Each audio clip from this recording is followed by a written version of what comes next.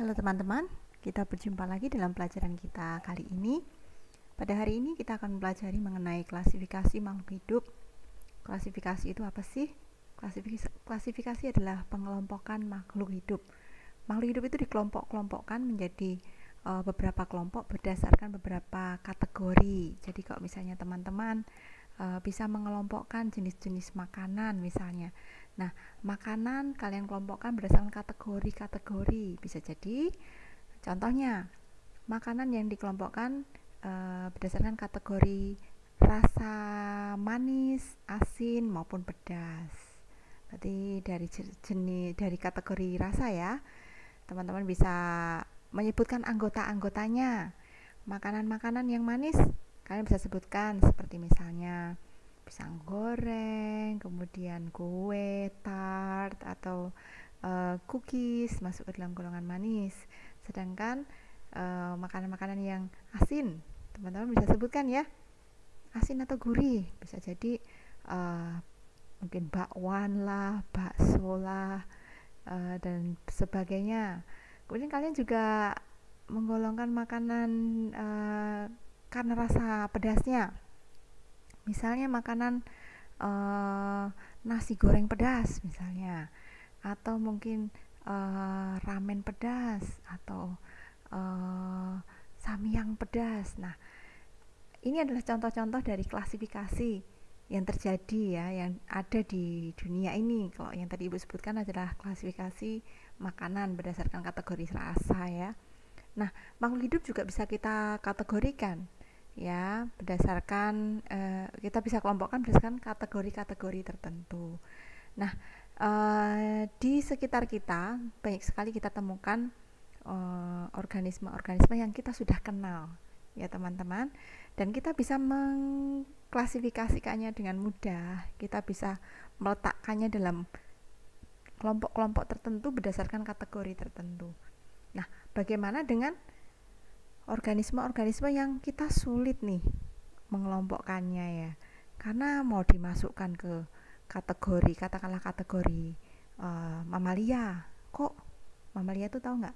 Mamalia adalah binatang menyusui ya, tapi kok punya ini ya, kok punya sirip ya, semacam sirip ya, atau mau dimasukkan dalam kategori ikan, tapi kok dia melahirkan. Nah, inilah beberapa makhluk hidup, contoh makhluk hidup yang mungkin kita sulit untuk mengklasifikasikannya. Tapi hingga sampai saat ini para ahli masih melakukan eksplorasi ya, untuk melakukan klasifikasi yang paling tepat untuk makhluk hidup yang susah diklasifikasikan di dunia ini. Nah, teman-teman, apakah teman-teman sudah melihat YouTube, video YouTube yang Ibu bagikan mengenai 15 binatang yang telah ditemukan baru-baru ini, dan begitu amazing ya. Teman-teman bisa melihat, wow, cantik sekali, luar biasa. Dari situ teman-teman bisa melihat beberapa binatang memiliki ciri-ciri yang kita tidak biasa melihatnya ya. Nah, sehingga saat ini para ahli masih melakukan terus ya untuk melakukan klasifikasi yang tepat. Ada kalanya makhluk hidup itu bisa pindah ke dalam kelompok yang berbeda daripada kelompok yang sebelumnya. Sebelumnya para ahli melakukan klasifikasi dan mengelompokkan, katakanlah dimasukkan dalam kelompok A. Tapi beberapa tahun berikutnya ketika dilakukan klasifikasi ulang, ternyata tidak cocok masuk dalam golongan A. Berdasarkan ciri-cirinya lebih cocok masuk golongan B. Nah, itulah ciri khas ilmu pengetahuan yang teman-teman selalu berkembang setiap saat ya. Baik, di dalam pelajaran ini kita akan pelajari mengenai klasifikasi makhluk hidup. Yang pertama, kita akan belajar pengertian klasifikasi makhluk hidup, kemudian dasar-dasar klasifikasi, tingkatan takson, apa itu takson ya, nanti kita akan pelajari. Kemudian sistem tata nama makhluk hidup, bagaimana kita kita menuliskan nama makhluk hidup menggunakan nama ilmiah ya, atau scientific name yang tepat ya. aturan-aturan apa saja yang nanti harus kita ikuti, nanti kita akan pelajari. Kemudian beberapa jenis sistem klasifikasi makhluk hidup. Wah, ternyata klasifikasi makhluk hidup itu ada beberapa jenis ya. Jadi nanti kita akan pelajari dan perdalami. Kemudian kita juga akan melakukan identifikasi makhluk hidup ya teman-teman. Nanti kita akan mencoba melihat ciri-ciri makhluk hidup, kemudian kita akan mendeskripsikannya, kita akan mengobservasi. Nah, selain itu nanti juga kita akan belajar mengenai bagaimana bila kita membuat sebuah kunci identifikasi atau kunci determinasi yang nanti kunci itu bisa digunakan oleh orang lain saat melakukan identifikasi terhadap makhluk hidup yang mereka belum kenal, tapi kita sudah tahu duluan ya. Jadi kita akan belajar seperti itu. Nah, ini adalah menu pelajaran kita hari ini. Yang pertama, mengenai pengertian klasifikasi makhluk hidup. Apa yang dimaksud dengan klasifikasi makhluk hidup? Klasifikasi makhluk hidup adalah pengelompokan makhluk hidup berdasarkan persamaan dan perbedaan ciri. Yang terutama adalah persamaan cirinya.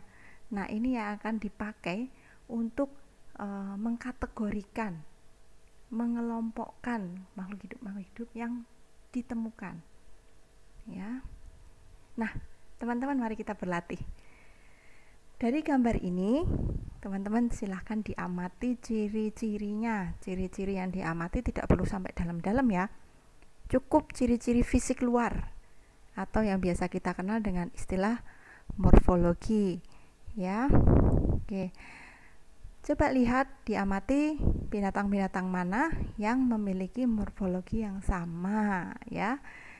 Kalau sudah, teman-teman juga tolong sebutin kategori persamaannya. Yuk, silahkan dilihat. Ibu kasih contoh satu ya.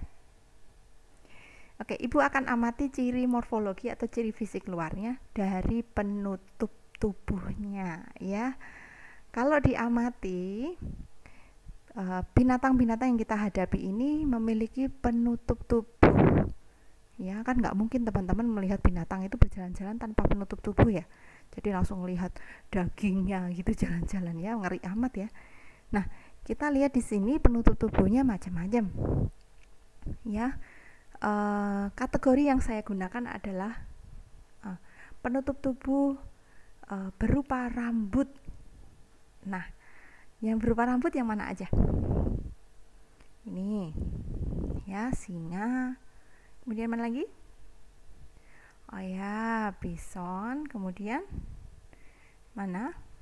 Ini? Oh, bukan. Ini bukan rambut ya. Ini adalah bulu. Oke. Mana lagi yang pakai rambut? Ini unta. Kemudian hiena. Harimau. Simpanse, bener ya? Jadi ini bukan bulu teman-teman, ini rambut. Teman-teman, apa bedanya rambut dengan bulu? Kalau rambut strukturnya jelas berbeda ya dengan bulu ya. Kandungannya juga ada perbedaan sedikit. Untuk bulu, teman-teman melihat kemoceng, alat untuk bersih-bersih rumah yang terbuat dari bulu ayam. Nah, bulu bentuknya seperti itu ya untuk bulu dewasa ya. Jadi memang ada garis tengah ya, struktur tiang tengah yang kemudian nanti akan menjadi landasan bagi tumbuhnya helaian-helaian bulu. Sedangkan rambut tidak seperti itu ya, hanya satu helai langsung nanti akan melekat di bagian kulit. Nah, ini kemudian mana lagi? Ini, masa iya sih badak punya bulu? Punya rambut? Ada sedikit ya. Kita tidak bisa melihatnya kalau tidak mendekat ya, teman-teman bisa mendekat. Kemudian jerapah ya, tadi sudah. Dan mayoritas di sini penutup tubuhnya berupa rambut ya, teman-teman. Inilah binatang-binatang yang memiliki persamaan ciri, yaitu tubuhnya tertutupi oleh rambut. Kemudian bagaimana dengan yang tidak punya rambut? Kita kategorikan dalam binatang-binatang yang memiliki penutup tubuh apa nih? bulu. Oke, di sini ada dua anggota nih. Ada burung flamingo, kemudian burung unta ya. Nah, keduanya memiliki penutup tubuh berupa rambut. Biasanya dilapisi oleh lapisan lilin sehingga mencegah tubuh mereka basah apabila terkena air atau mencegah penguapan air yang berlebihan dari tubuh mereka saat dalam kondisi yang terik. Nah, kemudian di sini ada yang penutup tubuhnya bukan berupa rambut, bukan berupa bulu juga. Apa tuh? Iya, berupa sisik. Ini ya, ada buaya, kemudian ada ular. Nah, gitu ya. Ini baru satu kategori, yaitu penutup tubuh. Bagaimana teman-teman? Apakah teman-teman bisa melihat dari persamaan ciri yang lain sehingga kalian bisa melakukan klasifikasi atau pengelompokan makhluk hidup yang ada di foto ini? Ya, pasti bisa ya. Boleh dicoba sendiri nanti di rumah. Nah, kemudian teman-teman, inilah dasar-dasar klasifikasi ya, yang pada akhirnya akan menentukan jenis klasifikasi yang dilakukan ya. Di sini ada beberapa sistem klasifikasi, ada 4. Yang pertama sistem alamiah, ya nomor 1. Yang kedua sistem artifisial atau buatan. Kemudian yang ketiga sistem filogenetik, dan yang keempat sistem modern. Nah, untuk klasifikasi sistem alamiah ini, sistem ini menganut persamaan sifat alami yang tampak ya. Contohnya morfologinya. Jadi teman-teman bisa melakukan klasifikasi berdasarkan morfologi seperti yang kita lakukan tadi ya. Ini boleh dikatakan yang paling sering dilakukan untuk melakukan klasifikasi awal ya. Apakah klasifikasi itu hanya berhenti dari satu sistem saja teman-teman untuk bisa sampai akhirnya menggolongkan suatu makhluk hidup? Tidak ya, nanti akan bertingkat. Sebenarnya tidak hanya sistem alami saja, tapi akan bergerak ke sistem yang lain ya, supaya semakin lengkap, semakin spesifik, semakin mengkerucut, sehingga klasifikasi yang kita lakukan semakin tepat dan akurat ya. Oke, yang kedua klasifikasi sistem artifisial atau buatan. Ini biasanya memang dilakukan ketika kita melihat sebuah persamaan ya di antara beberapa jenis organisme. Nah, persamaannya apa? Persamaannya persamaan kegunaan misalnya ya. Nah, contohnya jenis-jenis sayuran, jenis-jenis tumbuhan yang bisa kita klasifikasikan sebagai tumbuhan sayuran. Nah, itu yang membuat klasifikasi siapa yang menentukan? Kita sendiri ya, karena kita ingin membuat pengelompokan berdasarkan kemauan kita sendiri. Berdasarkan apa? Kegunaannya sebagai tanaman sayuran, atau mungkin dari tumbuhan yang lain kegunaannya sebagai tumbuhan obat misalnya ya. Jadi sistem artifisial itu kita buat, kategorinya kita buat ya. Nah, kemudian untuk klasifikasi sistem filogenetik ini lebih maju ya teman-teman ya, lebih ke dalam lagi. Biasanya ini lebih spesifik ya, lebih panjang prosesnya sistem ini. Nah, apa yang dilihat dalam sistem klasifikasi filogenetik? Yang pertama hubungan kekerabatan atau morfologi, kemudian struktur anatomi ya teman-teman. Jadi struktur tubuh bagian dalam ini harus sudah sampai ke proses melihat bagian dalam. Jadi sangat memungkinkan untuk dilakukan sebuah proses pemindaian bagian dalam tubuh ya, bisa dengan pembedahan, dilihat bagaimana misalnya contohnya jantungnya. Nah, jantungnya itu memiliki berapa ruang misalnya ya. Binatang yang memiliki ruang jantung sama jumlahnya digolongkan atau diklasifikasikan dalam kategori yang sama ya, seperti itu. Kemudian fisiologi itu bagaimana proses dalam tubuhnya terjadi, bagaimana makhluk hidup ini diamati, apakah bernafasnya menggunakan paru-paru ya, bagaimana proses pertukaran oksigen dan CO2 yang terjadi dalam tubuhnya, apakah melalui kulit, Dan misalnya kalau pada tumbuhan bagaimana untuk fotosintesisnya ya, prosesnya akan lebih spesifik diamati teman-teman.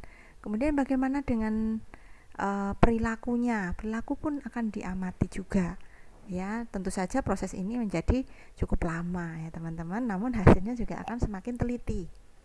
Kemudian yang terakhir, klasifikasi sistem modern ya. Untuk klasifikasi sistem modern ini, klasifikasi ini paling canggih ya teman-teman, karena akan melihat bagaimana hubungan kekerabatan suatu makhluk hidup yang ditemukan. Katakanlah seorang atau beberapa orang ahli melakukan eksplorasi di suatu lingkungan dan menemukan beberapa organisme yang kalau dilihat secara pakai sistem alami nggak bisa dilihat, digolongkan dengan jelas ya. Kemudian kalau mau dilihat dari filogenetiknya juga masih kurang gitu ya. Pada akhirnya ini yang terakhir dilakukan oleh para ahli, yaitu untuk melihat gennya ya. Nah, gennya, kemudian ciri-ciri biokimia, jadi apa yang kandungan-kandungan kimia yang ada dalam tubuhnya, bagaimana apakah di dalam sel-selnya terdapat di membrannya terdapat lapisan lemak, peptidoglikan ya, ini gabungan antara lemak dan protein yang mempunyai ciri khusus. Nah, itu akan diamati ya teman-teman. Ini lebih sifatnya ke laboratoris. Jadi pasti makhluk hidupnya akan dibawa ke laboratorium, DNA-nya akan di sequencing, akan dilihat ya, akan diamati bagaimana susunan DNA-nya. Nah, kemudian nanti akan dibandingkan dengan bank data DNA yang ada di lembaga penelitian tersebut. Ya, Indonesia punya bank data DNA, jadi sudah memilikinya, dan itu seperti kamus besar ya teman-teman. Kita bisa membandingkan DNA makhluk hidup itu mirip menyerupai yang mana. Nah, itu nanti, atau barangkali malah sama persis ya. Berarti itu memang memiliki kekerabatan yang dekat, atau boleh dikatakan memiliki golongan yang sama gitu. Nah, itu adalah dasar-dasar klasifikasi.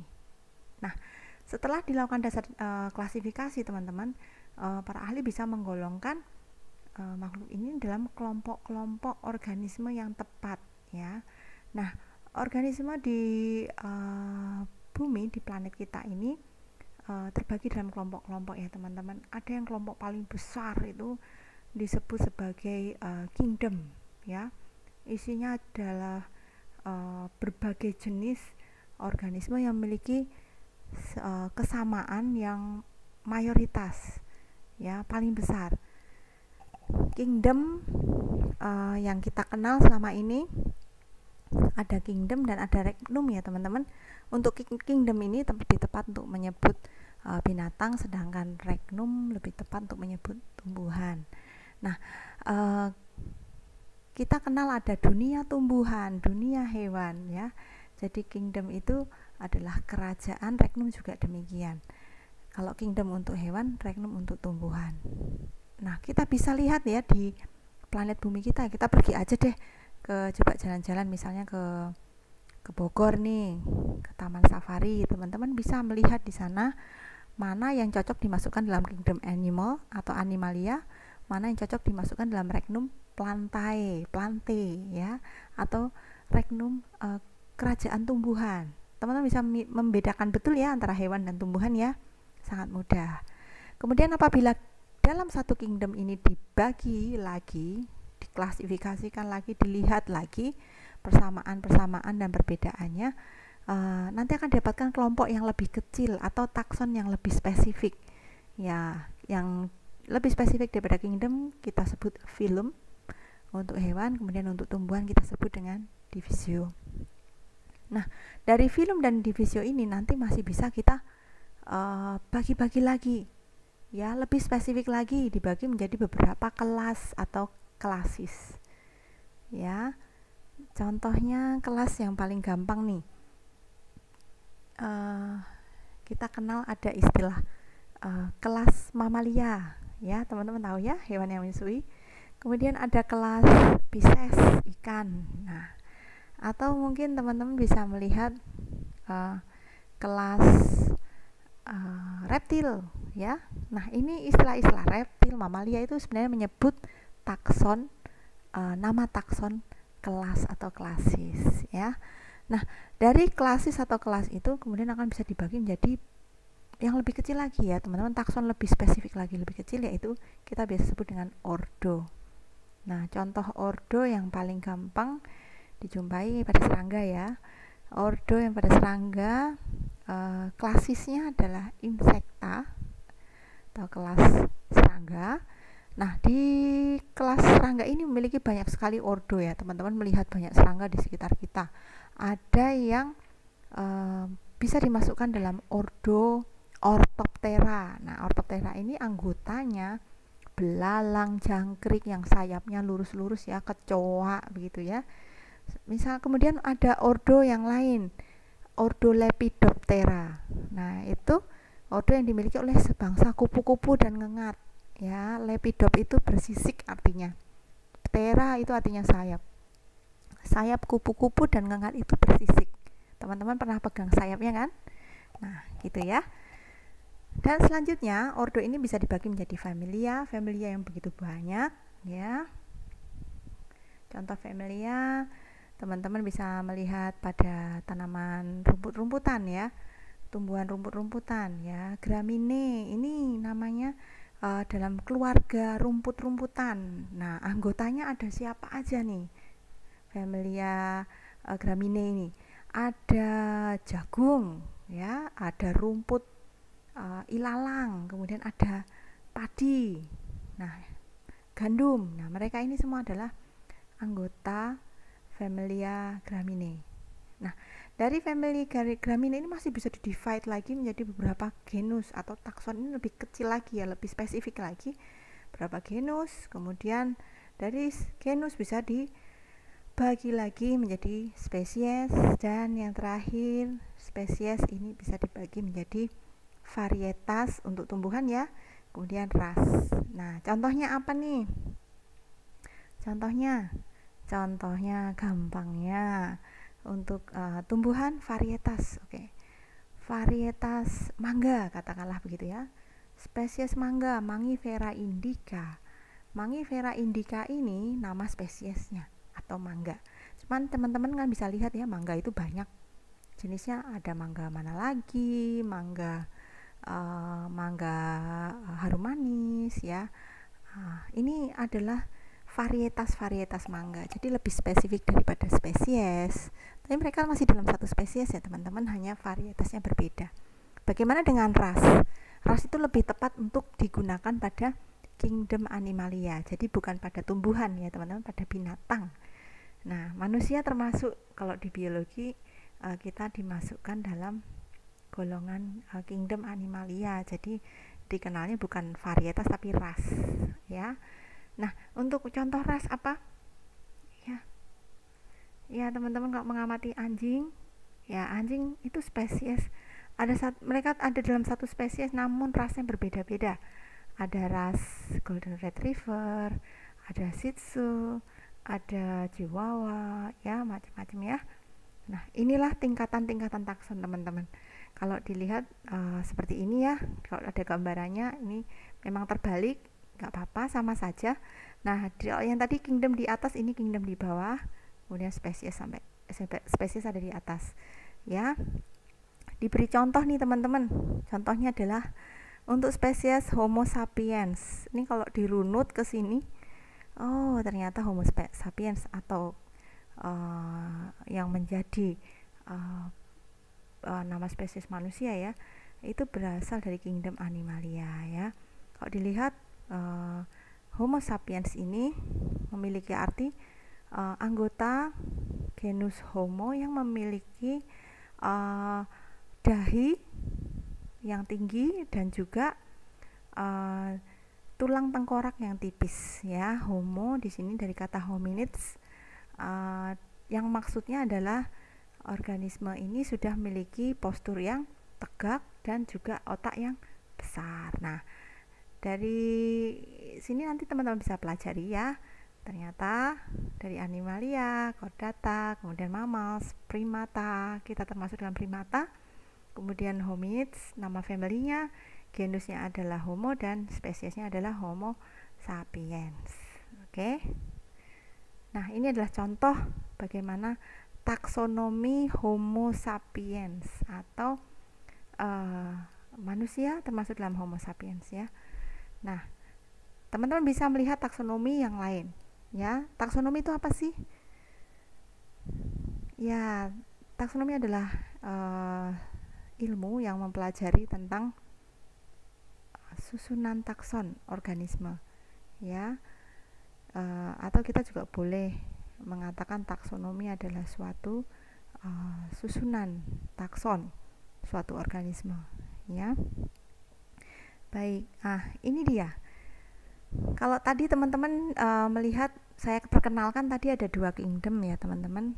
Itu pada awal mula dulu memang hanya dikenal 2 kingdom ya, kingdom Animalia dan Plantae. Tapi seiring berjalannya ilmu pengetahuan berkembang, sampai semakin kesini-sini bertambah kingdomnya ya. Karena penemuan terus ya, eksplorasi terus. Nah, dari 2 kingdom jadi 3 kingdom, 4, 5, dan 6 yang terakhir.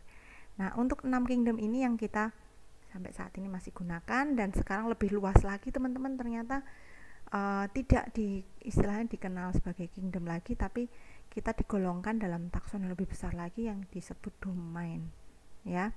Ada 3 domain, yaitu ada Archaea. Archaea ini sebenarnya tadinya masuk dalam kelompok bakteri yang purba ya. Kemudian ada kelompok domain bakteria dan juga domain eukarya ya. Nah, domain eukarya ini nih teman-teman lihat gambarnya di sini ya. Di sini ada domain bakteria, kemudian domain archaea, kemudian domain eukarya. Nah, domain bakteria ini termasuk di dalamnya ada kingdom eubacteria. Tadi yang kita bicarakan kan kingdom-kingdom yang kasat mata ya teman-teman. Bagaimana kingdom-kingdom yang tak kasat mata kan kita belum ngomongin ya ke situ ya. Kita hanya nyebut hewan, tumbuhan ya. Itu sebagai kingdom dan regnum gitu kan. Nah, yang kecil-kecil pun punya kerajaan teman-teman. Contohnya bakteria ya. Bakteria itu memiliki kerajaan yang kita kenal dengan istilah kingdom eubacteria. Ini adalah bakteri-bakteri yang mayoritas ada sekarang ya teman-teman. Kemudian ada kingdom archaea yang di bawah domain archaea. Nah, ini terdiri atas bakteri-bakteri purba sebenarnya ya, memiliki sifat-sifat khusus yang tahan dalam situasi yang ekstrim. Misalnya ada di ekstrim, bisa hidup di suhu yang sangat ekstrim panas, atau bisa hidup di kondisi lingkungan yang asin atau bergaram ya, dan lain sebagainya. Kemudian di sini ada domain eukarya. Nah, eukarya itu artinya apa? Eukarya itu artinya memiliki membran inti sel. Teman-teman mungkin SMP sudah belajar ya tentang sel ya. Nah, apa yang kalian tahu tentang sel? Apakah kalian ingat dengan istilah inti sel? Ya, inti sel itu letaknya ada di dalam sel tentu saja ya. Nah, ini merupakan bagian yang sangat khusus, ibaratnya itu seperti otaknya ya, ini kemudinya ya. Nah, untuk inti sel itu ada organisme yang inti selnya tidak dibungkus oleh membran, tapi ada juga yang dibungkus oleh membran. Nah, yang nggak dibungkus oleh membran, di sini ada bakteria ya. Bakteria ini memang kalau diamati inti selnya mungkin tidak akan kelihatan ya membrannya ya teman-teman ya. Jadi langsung materi genetik ada di dalamnya. Kemudian bagaimana dengan domain eukarya? Tentu saja di dalamnya ada membran inti selnya. Jadi semua materi genetiknya dibungkus oleh membran inti sel. Nah, inilah pembagian makhluk hidup berdasarkan domain, kemudian ada kingdom ya teman-teman, bisa dipelajari lebih lanjut nanti sendiri. Kemudian sekarang kita akan berpindah dengan mempelajari nama ilmiah atau scientific name ya. Kenapa sih harus ada nama ilmiah ya, dan ini tuh apa gitu ya teman-teman ya. Nah, begini ceritanya, kalau misalnya orang Indonesia pergi ke ke Swiss, katakanlah begitu, mengikuti konferensi peneliti ya. Peneliti Indonesia datang ke Swiss dan peneliti Indonesia akan melakukan presentasi terhadap hasil-hasil bumi di Indonesia. Kemudian peneliti Indonesia akan menyampaikannya dalam bahasa Inggris, bahasa internasional ya, atau mungkin dalam bahasa Indonesia tapi pakai translator. Nah, yang disampaikan bahasa Inggris. Nah, saat berada di Swiss untuk mengikuti seminar dan menjadi pembicara saat itu, peneliti Indonesia tidak akan memakai nama corn untuk jagung, ya, bahasa Inggrisnya corn kan. Kenapa? Karena tidak semua negara mengenal bahasa Inggris dengan baik, dan bahasa Inggris ini bukan bahasa internasional dalam ranah ilmiah ya teman-teman.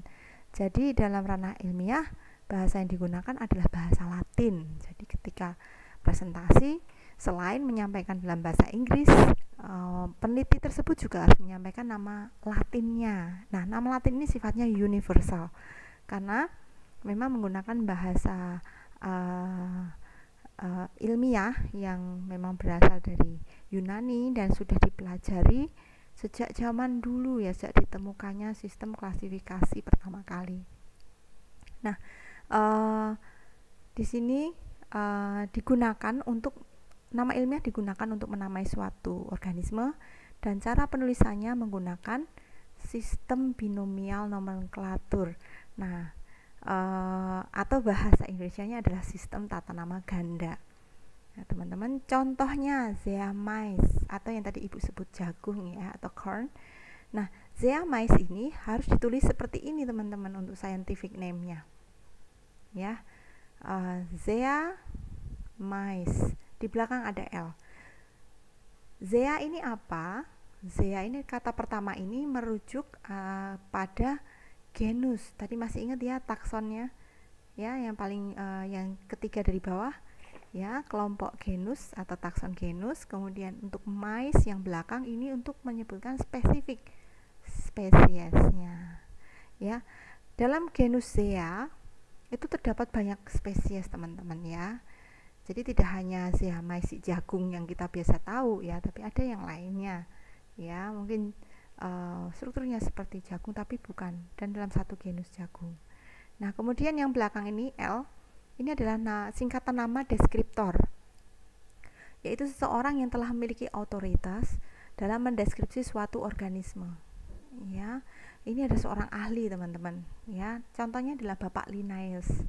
Nah, Bapak Linnaeus ini yang pertama kali melakukan deskripsi terhadap zeamais. Kamu gampangannya nyebutnya Pak Linnaeus ini yang pertama kali secara ilmiah melakukan observasi, kemudian melihat ciri-cirinya si jagung itu, kemudian akhirnya dibuat secara sistematis, detail, kemudian dilakukan perbandingan dengan beberapa sistem klasifikasi, yang pada akhirnya diperoleh bahwa nama ilmiah bagi jagung atau corn yang Bapak Linnaeus temukan itu adalah zeamais. Jadi ini yang memberi nama Bapak Linnaeus ya, makanya di belakangnya kemudian diberi tanda L. Nah, apakah ada yang lain? Ada ya, ada Mer ya, Farb, nanti teman-teman bisa melihatnya. Oke. Nah, sistem tata nama makhluk hidup memiliki syarat ya, teman-teman. Harus ditulis menggunakan bahasa Latin. Nah, ini bahasa universal yang dapat diterima oleh kalangan ilmuwan di seluruh negara. Kemudian pada umumnya terdiri atas 2 kata ya. Kemudian penulisan menggunakan huruf kecil kecuali huruf pertama pada kata pertama. Coba lihat ya. Di sini ya. Semuanya huruf kecil kecuali kata pertama ini ya. Huruf pertama pada kata pertama hurufnya besar. Kemudian nama deskriptornya juga besar ya teman-teman. Nah, apabila ditulis menggunakan tangan, harus diberi garis bawah yang terputus pada spasi di antara genus dan spesies ya. Nanti kita bisa praktekkan ya. Oke. Jadi seperti ini ya teman-teman ya, namanya dua kata, tapi tidak usah dimiringkan begini ya teman-teman, tidak usah di italik, lurus saja. Kalau tulis tangan tinggal di garis bawah, seret di sini satu, kemudian putus spasi, lalu di sini di bawah kata kedua, seret gitu ya. Ingat, kalau tulis tangan tidak boleh ditulis miring, jadi tulisannya tetap tegak normal, hanya perlu di garis bawah di bawahnya ya, di bawah kata, setiap kata di garis, putus di bagian spasi. Oke.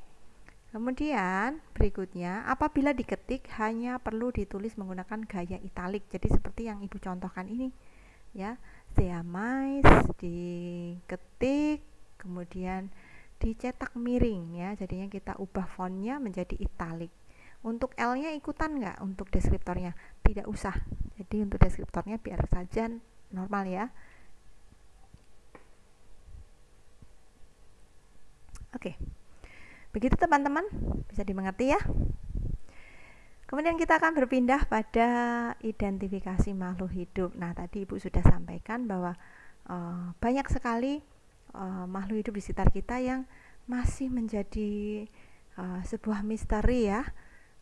Mungkin teman-teman di sekitar kalian sih masih gampang-gampang ya, masih kita bisa kenali, oh itu ayam, itu ikan, itu semut, itu laba-laba, itu tumbuhan, rumput, itu pohon pepaya dan lain sebagainya. Tapi bagaimana ketika teman-teman harus diving in a very deep sea, teman-teman tidak bisa membedakan dengan mudah makhluk hidup yang ada di dalamnya ya.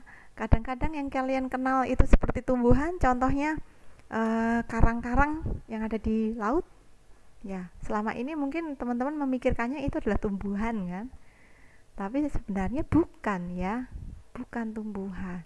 Jadi masuk ke dalam apa nih?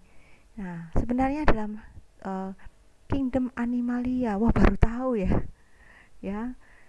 Kemudian bagaimana dengan rumput laut? Apakah itu benar-benar masuk dalam tumbuhan? Wah, ternyata bukan loh teman-teman ya. Nanti kita akan pelajari bersama. Nah, ketika seorang ahli itu akan eksplorasi di suatu tempat yang katakanlah masih perlu dieksplor banyak ya, mungkin jarang-jarang datangi oleh manusia. Jadi di sana banyak makhluk hidup yang belum tersentuh ya. Seorang ahli itu akan berusaha untuk mengidentifikasikannya, kemudian masukkannya dalam golongan yang tepat. Modalnya apa tuh untuk identifikasi? Tadi ya teman-teman, ada 4 jenis klasifikasi tadi yang sudah kita bahas ya. Yang ini ya. Jadi ini modalnya. Ya, akan melakukan klasifikasi mulai dari yang paling mudah hingga yang paling rumit. Ya. Perlu panduan? Perlu. Bisa berupa buku, bisa berupa bank data ya. Bisa berupa perbandingan dengan spesimen yang sudah ada ya. Apapun akan digunakan untuk membandingkan ya teman-teman. Tinggal nanti dilihat mendekati yang mana atau mirip yang mana atau sama dengan yang hewan atau tumbuhan atau organisme yang mana, begitu ya. Nah, ini contohnya salah satu buku yang digunakan untuk identifikasi atau determinasi. Nah, di sini contohnya adalah buku kunci determinasi serangga. Jadi yang digunakan untuk membuat penggolongan yang mudah bagi serangga yang ditemukan di lapangan, di tempat eksplorasi ya. Ketika kita di tempat eksplorasi, kita tidak bisa hanya berdasarkan intuisi ya, berdasarkan perasaan, oh ini hewan ini karena dia punya sayap, dia masuknya ke golongan serangga misalnya, atau ke golongan serangga yang bersayap lurus, atau serangga yang bersayap berlipat, atau mungkin bersayap dua dan lain sebagainya. Nah, perlu adanya buku seperti ini ya teman-teman. Ini menjadi panduan untuk melakukan determinasi atau identifikasi makhluk hidup. Nah, kira-kira teman-teman bisa nggak membuat buku seperti itu? Kunci determinasi seperti itu. Bisa ya, pasti bisa ya. Kita akan belajar bersama-sama membuat kunci identifikasi atau kunci determinasi yang sederhana ya, tidak usah rumit-rumit sampai nanti harus teman-teman sampai menggunakannya sampai ke tingkat gen gitu ya, nggak usah, karena kunci determinasi ini adalah kunci determinasi yang dibuat dengan sangat mudah, hanya berdasarkan ciri morfologi atau fisik luar ya teman-teman, sangat mudah, jadi bisa membawanya ke lapangan ya, bisa bawa ke manapun kalian mau dan tinggal melihat ciri morfologinya. Nah, tentu saja itu tidak berhenti sampai di situ ya teman-teman. Kalau kita melakukan identifikasi seperti yang Ibu sudah sampaikan tadi, identifikasi tidak berhenti pada identifikasi yang sederhana, tapi nanti akan sampai ke klasifikasi yang modern ya. Nanti akan lihat gennya dan susunan biokimia yang ada di dalam tubuhnya, begitu ya. Oke. Nah, gimana sih cara membuat kunci determinasi? Atau kunci determinasi itu boleh kita sebut juga sebagai petunjuk praktis untuk mengidentifikasi dan mengklasifikasikan suatu makhluk hidup dalam tingkatan takson tertentu. Ya. Nah, bentuknya berupa kunci dikotom. Di itu 2, kotom itu cabang. Ya. Artinya buku tadi kalau dibuka isinya adalah pernyataan-pernyataan yang bercabang, teman-teman. Jadi yang berlawanan, cabangnya ini benar-benar berlawanan. Kalau yang satu mengatakan iya, yang satunya tidak, begitu ya. Yang satu mengatakan memiliki, yang satunya mengatakan tidak memiliki, begitu ya. Ya, atau mungkin teman-teman bisa langsung ya, nanti kita lihat contohnya ya supaya gampang ya. Kita akan buat latihan, buat kunci dikotom. Oke. Nah, langkah-langkahnya bagaimana? Yang pertama, membuat diagram alir kunci dikotom. Kayak apa sih diagram alir kunci dikotom? Ya, seperti ini teman-teman. Inilah diagram alir kunci dikotom. Nggak usah bingung dulu ya, lihat dulu sebentar. Kemudian yang kedua, teman-teman diminta untuk memindahkan informasi dalam diagram tadi, diagram alir tadi, ke dalam kunci identifikasi seperti ini. Dari diagram kunci dikotom ini nanti dipindah menjadi seperti ini, kunci identifikasi.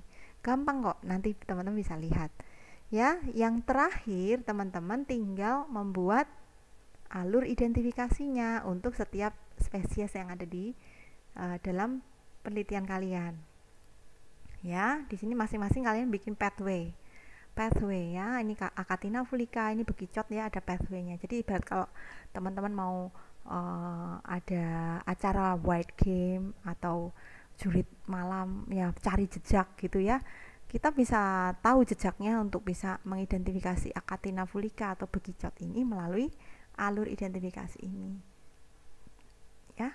Coba kita lihat. Oke, ini caranya. Pertama teman-teman pandangi dulu makhluk hidup yang ada di sini. Ada berapa nak? 1, 2, 3, 4, 5, 6. Ada 6 ya. Pura-puranya kalian adalah seorang ahli yang baru datang pertama kali di suatu wilayah dan kalian menemukan makhluk hidup ini. Ya. Nah, dari makhluk hidup ini mana yang menurut kalian paling susah kalian kenali untuk digolongkan? Mana? Atau yang kalian belum pernah melihat ya? Iya. Ini bukan ya? Bukan. Ini, pasti ini. Ya. Ini apa sih? Ya. Ya, ini katakanlah ini sebagai makhluk E. Oke? Sebagai makhluk E. Nah, makhluk E ini nanti teman-teman bisa melihatnya. Oke, sebentar ya. Oke, dari yang kalian lihat tadi, mana yang paling tidak familiar bagi kalian? Pasti yang ini ya. Apa ini ya? Kita sebut aja ini sebagai organisme E. Demikian juga yang lain. Jangan dikasih nama dulu ya, hanya organisme A, B, dan seterusnya sampai organisme F. Jadi kalian nggak boleh sebut kucing gitu, nggak usah ya. A, B, C, D, E, F. Nah, begitu. Nah, kemudian dari makhluk hidup ini teman-teman coba lihat mana yang bagi menjadi 2 ya. Teman-teman tolong berdasarkan ciri-ciri yang kalian lihat, tolong dibagi menjadi 2 kelompok yang punya ciri berlawanan atau berbeda. Ya, sudah? Oke, kita coba ya.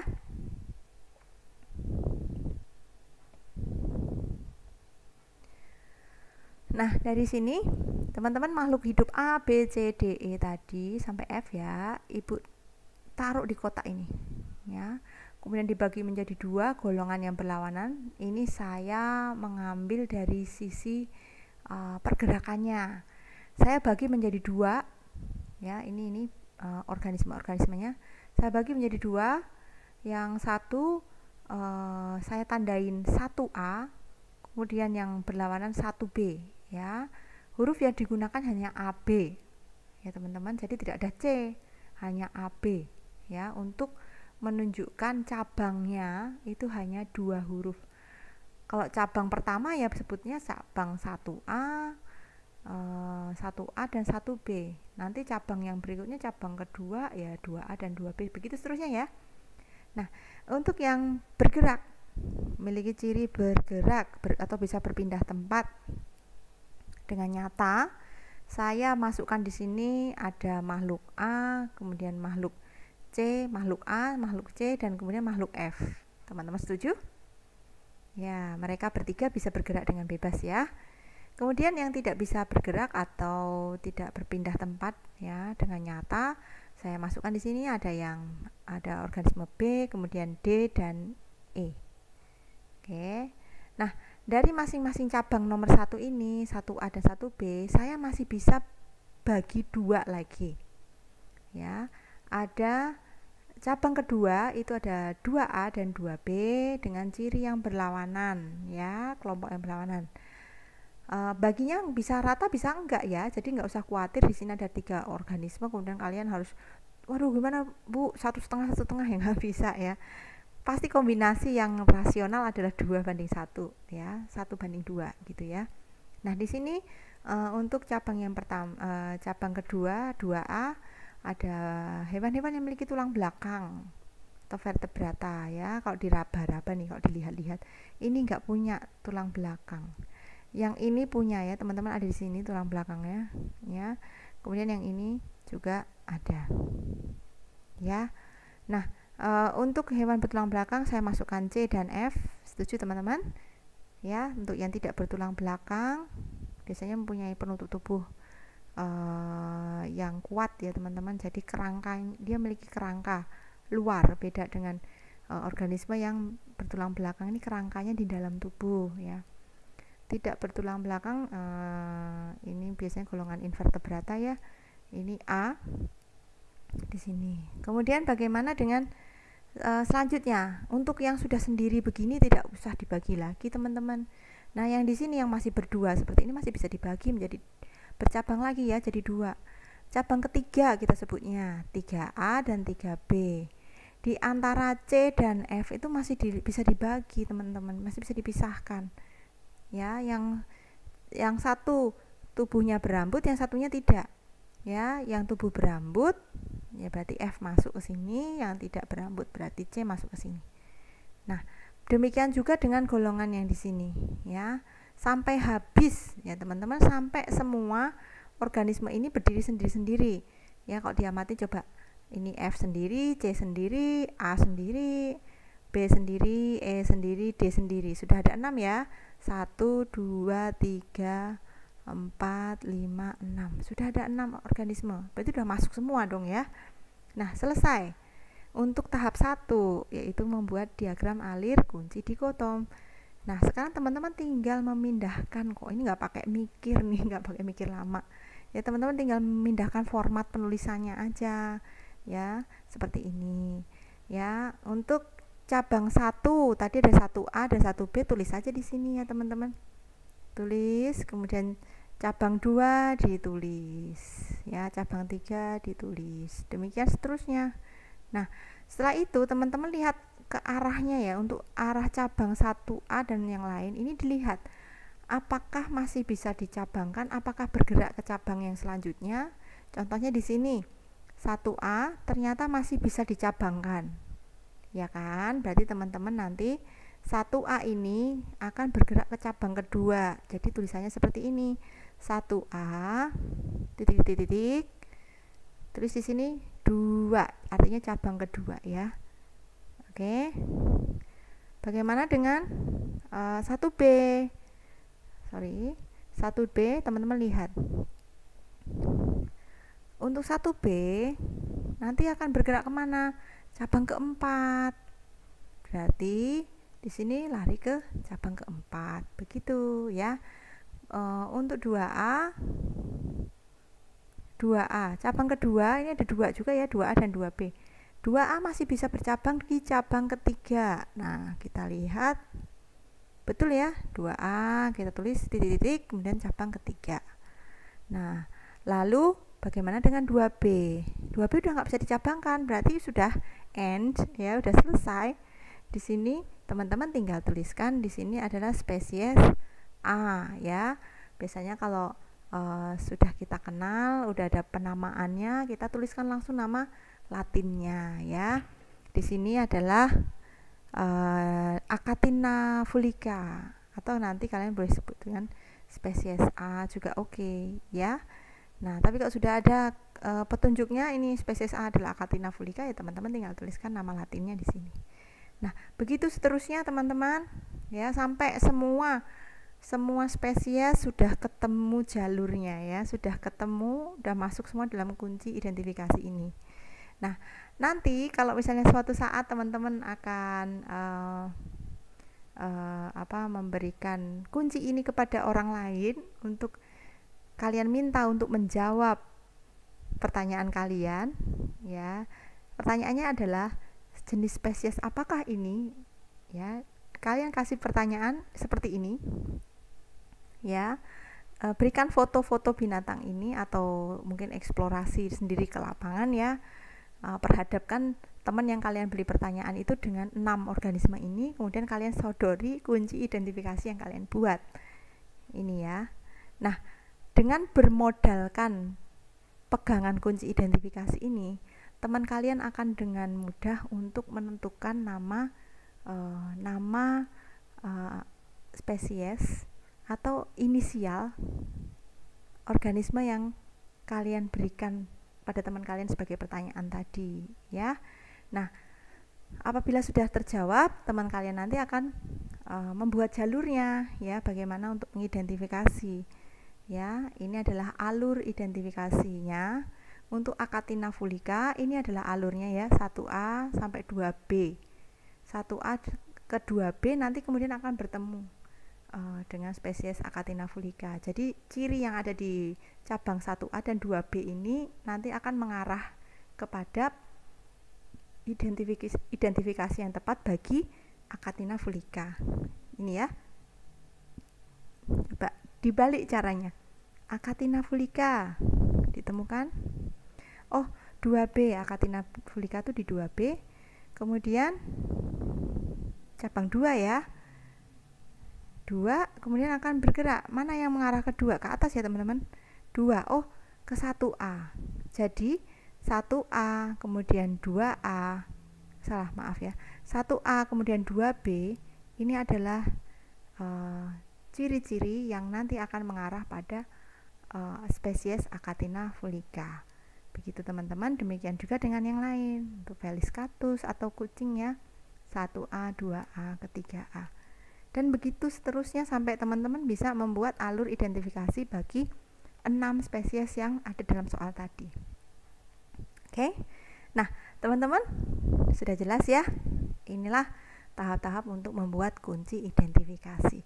Ternyata untuk memberi nama, untuk menggolongkan suatu organisme itu prosesnya cukup panjang ya teman-teman. Ini sangat menantang buat para ahli biologi. Ini adalah hal yang sangat menantang ya teman-teman. Apalagi kalau langsung eksplorasi ke lapangan, ini jauh lebih dari teori yang didapat saat kuliah ya. Jadi betul-betul turun ke lapangan, kemudian dari lapangan sampel-sampel dibawa ke laboratorium untuk diselidiki. Nah, ini menjadi luar biasa ya. Oke, demikian penjelasan dari Ibu. Nanti apabila ada pertanyaan, teman-teman bisa menghubungi Ibu melalui WhatsApp ya. Nah, ini ada contoh makhluk hidup yang teman-teman bisa coba untuk membuat alur identifikasinya sendiri ya. Silakan mencoba, kemudian dikerjakan sebaik mungkin ya, dan teman-teman bisa mengumpulkannya kepada ibu ya. Baik, terima kasih untuk perhatian teman-teman. Demikian pembelajaran kita hari ini mengenai klasifikasi makhluk hidup. Terima kasih, sampai jumpa di lain waktu. Bye bye.